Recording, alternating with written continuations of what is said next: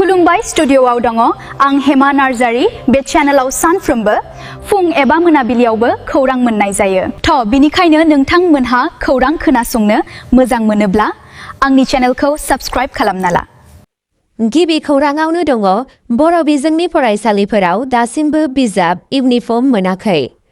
दुलाराय बर' फरायसा आफाद एबसुआ आसामनि बर' बिजोंनि फरायसालिफोराव बिजाब आरो फरायसालिनि इउनिफर्म राननायाव गोबाव जानायनि सायाव गोख्रों दुखु फोरमायदों।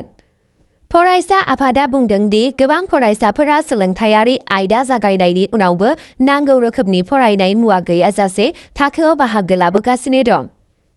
एबसुआ हादोरसा सरकारनिफ्राय थाबैनो राहा लानो दाबि खालामदों आरो जेंनाखौ सुस्रांनो थाखाय 18 मे खालारखौ थि खालामदों। सरकारा होखानाय समनि गेजेराव दाबिफोरखौ सुफुंनो हायाब्ला रिट आर'जलाइ होनानै गोजौ बिजिरसालिसिम थांनो हागोन होननानै आफादा हुमखि होदों। एबसुनि दैदेनगिरिफोरा फोरमायनाय बादिब्ला बर' बिजोंनि फरायसालिफोराव फरायनाय रोजा रोजा फरायसा फरायसुलिफोरनि सोलोंथायाव फरा बिजाब आरो इउनिफर्मनि आंखाला गोहोम गोग्लैगासिनो दं। गौथुमा सोलोंथाइ बिफानखौ थाबैनो रानना होनो खावलायो जाहाथे फरायसाफोरा आरोबाव सोलोंथायारि खहा जाया। नैथि खौराङाव दङ बरपेटायाव साइबार दायनिगिरिखौ हमदों, एटिएम कार्ड आरो फन जब्द। साइबार क्राइमनि सायाव मोनसे गिदिर सिग्रोमनायाव बरपेटा पुलिसआ आसामनि बरपेटा जिल्लानि कलकछियायाव हर गेजेराव अपारेशन खालामनाय समाव सासे दायनिगिरि साइबार दायनिगिरिखौ हमनो हायो। बे अपारेशनाव कलकछिया पुलिस थानानि बिबानगिरिफोरजों लोगोसे उफ्रा पुलिस सुपारिन्टेन्डेन्ट क्राइम समिरन बैसुआ दैदेनदों। हमजानाय दायनिगिरिखौ मसुद जिन्नुल आहमेद होननानै सिनायथिनाय जादों, जायखौ अनलाइन थगायनाय खामानियाव लोब्बा थानायनि सन्देह खालामनाय जादों।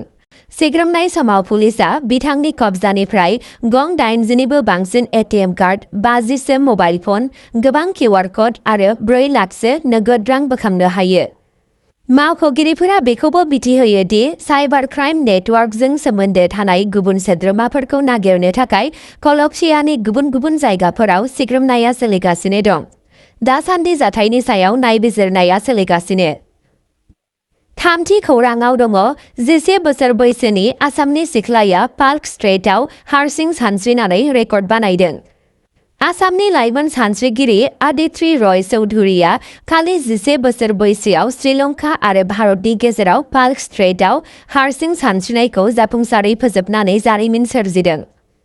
आदित्रिया श्रीलंकानि तलाइमन्नारनिफ्राय गावनि गोब्राब दावबायनायखौ जागायदोंमोन आरो थाद'नाय गैयाजासे 29 किल'मिटारसो लांदां लैथोनि दैयाव सानस्रिनानै तामिलनाडुनि धनुषक'डियाव सौहैदोंमोन। बिथाङा 12 घन्टा 52 मिनिटसोआव सानस्रिनानै फोजोबनानै सोमोनांथाव साहस, सहनशक्ति आरो थिरांथा दिन्थिदों। बे जाफुंसारनाया आसामखौ गोग्गानाय लाबोदों आरो रायजो नाङैनो सुबुंफोरा उन्दै बैसोआवनो बेफोरबादि गोब्राब खामानिखौ मावफुंनायनि थाखाय बे लाइमोन सानस्रिगिरिखौ बाख्नायदों।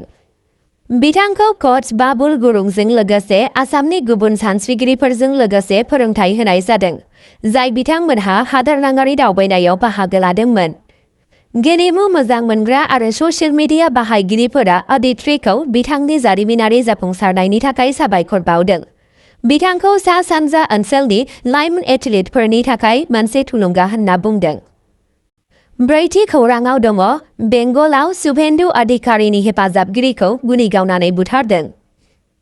सोनाब बेंगलाव सा 24 परगना जिल्लानि मध्यमग्राम ओनसोलाव BJP दैदेनगिरि शुभेन्दु अधिकारीनि आंगो हेफाजाबगिरि चन्द्रनाथ राथखौ गुलि गावनानै बुथारनायनि उनाव गोदान राजखान्थियारि दुंहाव थासारि नुनो मोन्दों।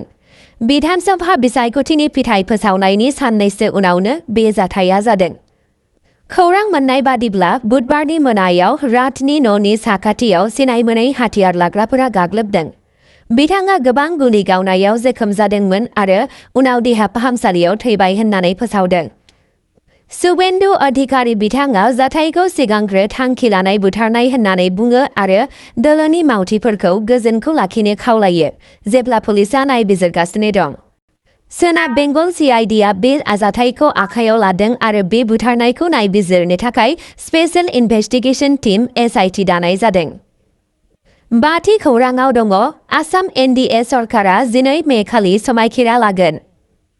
आसामाव BJP दैदेननाय गोदान NDA सरकारा 12 मे खालि गुवाहाटीनि खानापारानि बेटेरिदारि फिल्डआव समायखिरा लागोन। बे हाबाफारियाव प्राइम मिनिस्टार नरेंद्र मदिजों लोगोसे गोबां मिरु मन्थ्रि आरो BJPजों खुंजानाय रायजोफोरनि दैदेनगिरिफोरजों लोगोसे बे हाबाफारियाव बाहागो लानो हागौ होनना मिजिंथिनाय जादों। NDA-आ 122 सोद्रोमा थानाय आसाम आयेन आफादाव 102 मासि देरहादों, जाय गोरोबथाखौ फारियै थामथि खेबनि थाखाय गोख्रों भट होदों। हिमन्त बिश्व शर्माया सिगाङावनो बिबान एंगारखाबाय आरो गोदान सोरखार दाजासिम दासान्दि केयारटेकार गिबि मन्थ्रि महरै खामानि मावगासिनो दं। द'थि खौराङाव दङ 6 शिड्युल एरियाज ओनसोलफोरा आसामाव NDA-खौ हेफाजाब होबाय थादों। 2022 मायथाइनि विधानसभा बिसायख'थियाव 21 नि गेजेराव मोन 20 मासि देरहानानै BJPनि दैदेननाय NDA-आ फिन खेबसेबाव आसामनि 6थि फारिलाइ ओनसोलाव गोहोम खोख्लैनो हादों। फिथाइनिफ्राय मिथिनो मोनो दि गावखुंथाय गौथुम ओनसोलनि भटारफोरा दिसपुराव खुंथायाव थानाय जथायखौ मदद होबाय थादों। 6थि फारियाव हालामफोरा जाबाय बड'लेण्ड हायुं आवथायारि ओनसोल BTR, कार्बि आंलं आरो डिमा हासाव जिल्लाफोर। बे ओनसोलफोराव हारिसाफोरनि थाखाय जर'खा संबिजिरारि थाथाय आरो गावखुंथायारि गोहोफोर दं। राजखान्थि रोंग'साफोरा फोथायो दि बेफोर ओनसोलनि भटारफोरा साबसिन जौगाखांनाय अनसाय बिथांखि आरो दाथायारि मावथांखिफोरनि थाखाय खुंथायाव थानाय हादोरसा सरकारजों गोरोबनानै थानो मोजां मोनो। ट्राइबेल बेल्टफोरा NDA-नि गोख्रों दिन्थिफुंनायखौ ओनसोलनि सुबुंफोरनि गेजेराव फोथायनाय बांनायनि नेरसोन महरै नुनो मोननाय जादों। 7थि खौराङाव दङ सिलचराव मणिपुरनि जराखौ हाथियार लानानै हमदों। आसाम पुलिस आरो आसाम राइफल्सआ सिलचरनि रामनगर ओनसोलाव मोनसे जथाय अपारेशननि समाव मणिपुरनिफ्राय फिसाय बिसि सानैखौ खायो। दायनिगिरिफोरखौ लेसराम टिकेन मेइतेई आरो मनालिसा चानु होननानै सिनायथि मोननाय जादों। पुलिसआ फोरमायनाय बादिब्ला हरनि समाव सिग्रोमनाय समाव हमजानायनि सिगां बिसि फिसायखौ मबाइल फन ट्रेकिंनि गेजेरजों नागिरना दिहुननाय जादों। रैखाथि हान्जाफोरा गावसोरनि भारा न'निफ्राय गंसे 9mm इटालियानि पिस्तल, गंबा गोथां गुलि आरो गंसे चाइनिज ग्रेनेड बोखांनो हायो। मावख'आरिफोरा फोरमायनाय बादिब्ला बिसि फिसाया बे ओनसोलाव 1 खावसे दाननिफ्रायनो थागासिनो दंमोन। पुलिसआ दा उदखारि हान्जाफोरजों सोमोन्दो थानायनि सोमोन्दै नायबिजिरगासिनो दं आरो आरोबाव सोंथि खालामगासिनो दं। 9थि खौराङाव दङ आलफा आइजों सोमोन्दो थानायनि दायाव चराइदेवआव नागालेण्डनि आइजोखौ हमदों। आसाम पुलिसआ होबथानाय उदखारि हान्जा आलफा आइखौ मदद खालामनायनि दायाव चराइदेव जिल्लानि नागालेण्डनिफ्राय 2 आइजोखौ खायो।